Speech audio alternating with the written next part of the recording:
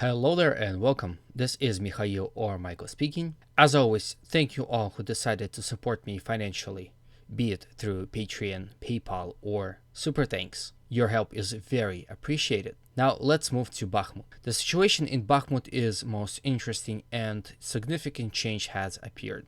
First of all, here we have so-called Citadel area, and I would like to give you some insight on how exactly those positions are called. So here is the map of that. As you can see, here is the Gniezdo area or nest area. Here is the Loshet area or horse area. Here is Constructor area or constructor area. And here is Domino area, which I don't think I should explain and translate to English. Basically, here we can see a Russian attack developing to slice the entire sector in half. First of all, we have significant Russian advances here along Livanovskoye Street. They were able to take about this much territory from the Ukrainian forces.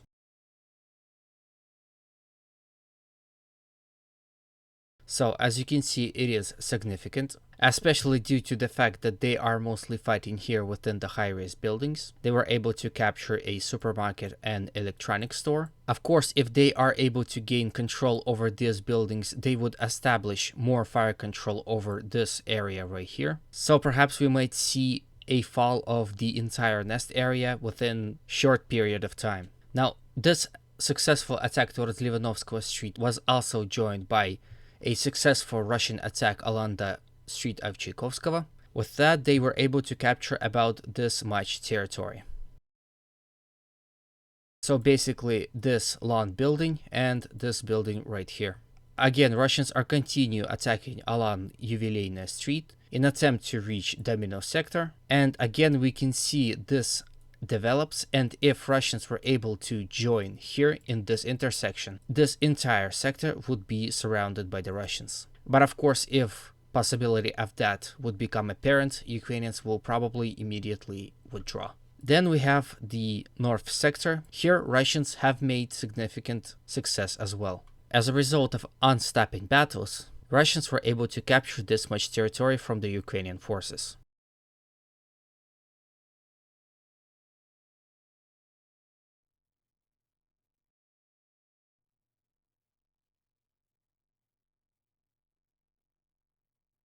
Let's combine this with the captures they already made within the Citadel sector.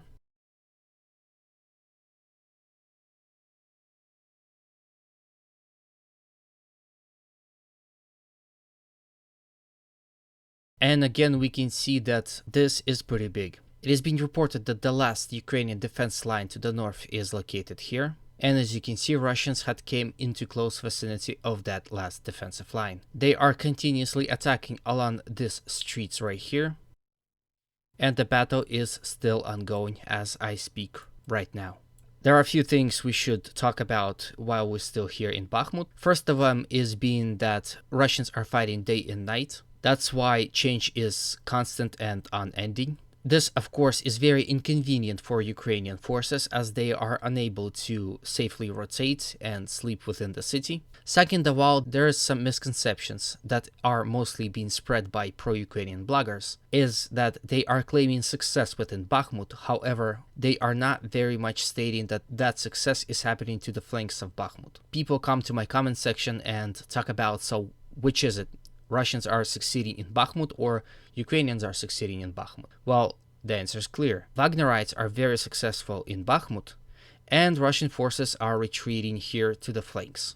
Now, while we're here, we should talk about the flanks as well. Here we can see one road, and here we can see the other road that basically lead to Bakhmut and support Ukrainian troops within it. If we zoom in, we can see how this road might not be operational as it is extremely close to the Russian positions.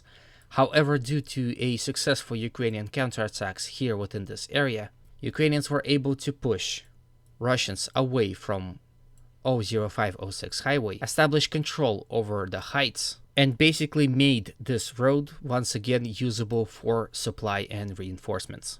Of course, this road still can be hit by Russian artillery, but this is less dangerous than when Russians were this close to the road. With that, I assure you, Ukrainians would put more reinforcements to prolong the fall of Bakhmut, or perhaps they've cleared these positions in order to safely retreat their troops back to Chasiv Yar. This is possible, however, throughout all this ordeal, Ukrainians still had this road that is still operational, so they could always use this one as well. Here we have a situation too. As you can see, Ukrainians were able to push Russians almost everywhere. Here near Grigorivka and here near Bogdanivka.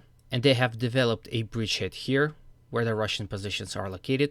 With a hill to their back, they can conveniently neither defend or further on their advancements. Here I have a video of action happening here within this sector. So first of all, here we have Russians trying to counterattack. Now this happened about a day or two ago.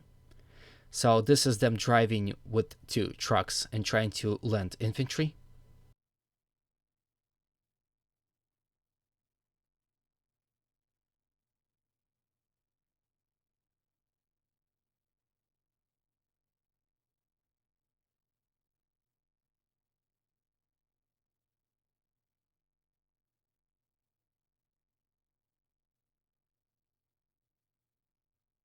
So as you can see here, they got spotted. Artillery had started to make in their first shots.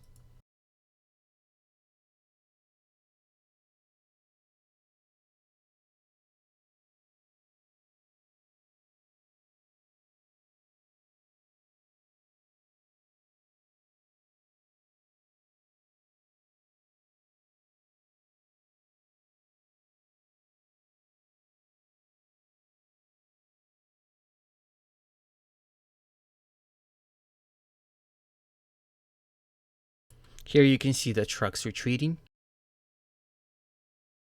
And men as well, so the trucks went out empty. So again, it goes out to say that Russians have attempted to make a counterattacks. However, as you can see, they were ill-organized and did not see any success. Then we have situation here in Grigorivka, where as a result of Ukrainian counterattack operations, Russians have retreated closer to Dubovo-Vasilivka. And here you can see a Ukrainian attack on Russian positions. But realize one interesting thing, right? So Ukrainian tank just drive to Russian positions unchecked, nothing's flying at him. I mean, I can understand why there is no artillery because it is in close proximity to Russian positions, but how that happened that Russians have nothing to answer to the tank, why there is no anti-armor weaponry with them. After that, we see a BTR that have driven to the Russian positions and Ukrainians land. Again, they're completely unchecked. BTR is safely driving and there's nothing that is shooting at him. Basically, entire Russian contingent there was wiped out. Like I said in the last video, this is not how war should be fought, right? Why would anyone put this kind of regiments in front, knowing full well that Ukrainians are going to use tanks and BTRs, basically armor? From that video and from the famous video where Russians had fled, driven out of their positions by a single tank, we can tell they had nothing to destroy or at least stop the tank. You know, blow up his tracks or anything of that manner. There was no artillery, no air support. So again, that makes me think it's weird. But again, it's up to your judgment. If you have an answer to my question, you are welcome to my comment section and do that there. Now, while we are still here in the north, we should also talk about E40 highway. There were some Ukrainian attacks here towards Zalishniansky, but here Russians held. Overall, the video I just showed you and the fact that Zalishniansky is still in Russian control, well, at the time of recording, of course, says that there is no route within Russian ranks. Pro-Ukrainian sources are still using this video from here, where Russians fled from a Ukrainian tank, and proclaiming that this situation happens everywhere on the front line. Simply, it is not true. Now, this E40 highway is important for the control for both Russians and Ukrainians. First of all, for Russians, because it leads to Slavyansk and Kramatorsk. And for Ukrainians, because they can advance along this road and basically cut Russian defenses in half and attack to the flank and the rear of Dubovo-Vasilivka and Zalishniansky. Not to say that here the road divides and they can attack towards Berehivka and Praskoviivka and Blagodatnaya. It is no surprise why Russians are defending here strong. However, the last report suggests that Ukrainians were able to take about this much territory from the Russians here in this sector. Now, from here we go to the south of Bakhmut, where situation is also changed. As a result of another Ukrainian counterattack, Russians had less control over the last hill they controlled and the forested area in this location. Now, reports here vary. For example, pro-Ukrainian sources are suggesting that the Russian forces within this forest area were encircled, cut off, and destroyed. However, more neutral and pro-Russian sources are suggesting that Russians had safely retreated.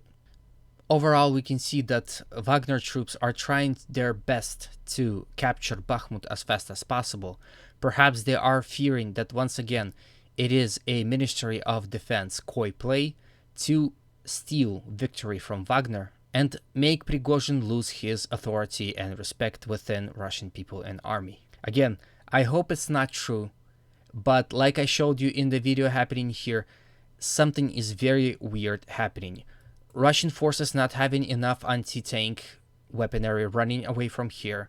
Russian forces not having enough anti-tank weaponry here, just being utterly destroyed in this sector.